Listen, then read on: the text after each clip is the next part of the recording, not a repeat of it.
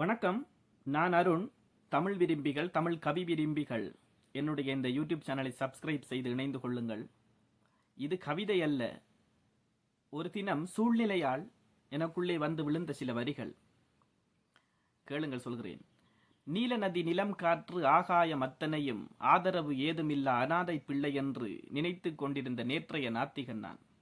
இத்தனைக்கும் இது எனது பரம்பரை வியாதி அல்ல, படித்து நான் தெளிந்ததல்ல, பார்த்து நான் கண்டதல்ல, பட்டறிவா அதுவும் அல்ல.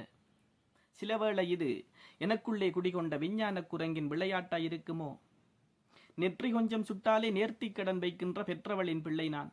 இருந்தாலும் பெற்றதில்லை ஞானம்தான்.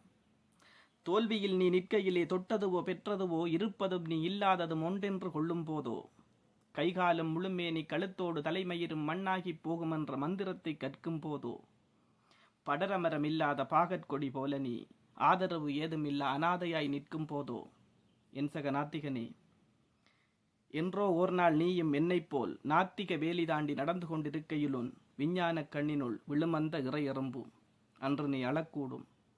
ஆணாக இருந்தால் இன்று நான் அழுதது போல் யாருக்கும் தெரியாமல். சிறு வயதில் மழை நாளில் குடில் வீட்டில் நான் அனுபவித்தவற்றை கவிதையாக எழுதினேன். உங்கள் கண்களை மூடி கேளுங்கள், நீங்களும் இந்த காட்சியினை காணலாம். தெளிவான நீர் போன்று தெரிகின்ற வானம் திடீரென்று கருமேக திரை கொண்டு மூடும். குளிரான சிறுகாற்று குடல் மீது பாயும், என் குடில் மீது சிறுவள்ளி குமிழங்கள் வீழும். துளியோடு புயல் வந்து துணையாகச் சேரும், துளிமெல்ல பலமாகி துணிவோடு வீசும்.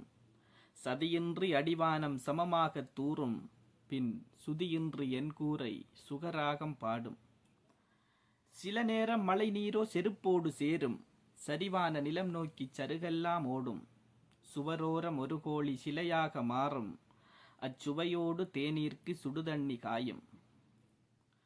குலையோடு ஒரு வாளை குளியல்தான் போடும், குளியாத மந்தைகள் குளிர் போக்க ஓடும். குடிலோரம் அழகான குளம்பந்து சேரும், அதில் குதிபோட என் பிள்ளை குடை தன்னை தேடும்.